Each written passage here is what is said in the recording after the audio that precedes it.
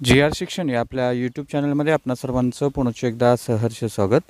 राज्य सरकारी कर्मचारी, निमसरकारी कर्मचारी राज्यातील पेन्शनधारकांच्यासाठी माहे फेब्रुवारी पेड इन मार्च पगारासंदर्भात अतिशय महत्त्वपूर्ण असा शासन निर्णय निर्गमित झालेला आहे।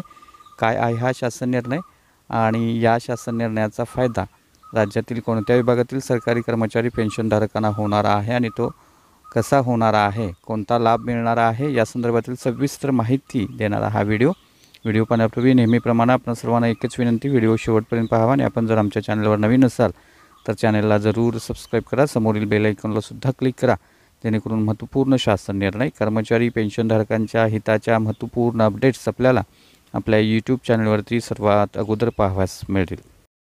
जसं की आपण स्क्रीनवर पाहताय, फेब्रुवारी पेड इन मार्च पगारासंदर्भात अतिशय महत्त्वपूर्ण असा शासन निर्णय दिनांक 13 फेब्रुवारी 2024 रोजी निर्गमित झालेला आहे। राज्य शासनाच्या शालेय शिक्षण व क्रीडा विभागाचा हा महत्त्वपूर्ण असा शासन निर्णय निर्गमित झालेला आहे। यामध्ये असं नमूद केलेलं आहे की वित्त विभागाकडून अर्थसंकल्पित वितरण प्रणालीवर बीम्स प्रणाली प्राप्त झालेल्या अनुदानाचा निधी जो आहे तो नियंत्रक अधिकारी, आयुक्त शिक्षण महाराष्ट्र राज्य पुणे, आयुक्त क्रीडा व युवक सेवा महाराष्ट्र राज्य पुणे व सहसचिव उपसचिव शालेय शिक्षण व क्रीडा विभाग मंत्रालय मुंबई यांना वितरित करण्याची बाब राज्य शासनाच्या विचाराधीन होती आणि सदरच्या शासन निर्णयानुसार सन 2023-24 या आर्थिक वर्षातील शालेय शिक्षण व क्रीडा विभागासाठी अर्थसंकल्पित करण्यात आलेला व वित्त विभागाकडून बीम्स प्रणालीवर प्राप्त झालेला निधी नियंत्रक अधिकाऱ्यांच्या अधीनस्थ ठेवण्याकरता मान्यता देण्यात आलेली आहे आणि लेखाशीर्ष आहे नियंत्रक अधिकारी व वितरित करण्यात आलेलं अनुदान याबाबत सर्व माहिती जी आहे त्या या शासन निर्णयाच्या निमित्तानं नमूद करण्यात आलेले आहे। वितरित अनुदान रुपये हजारात या पद्धतीनं अनुदान वितरित करण्यात आलेलं आहे।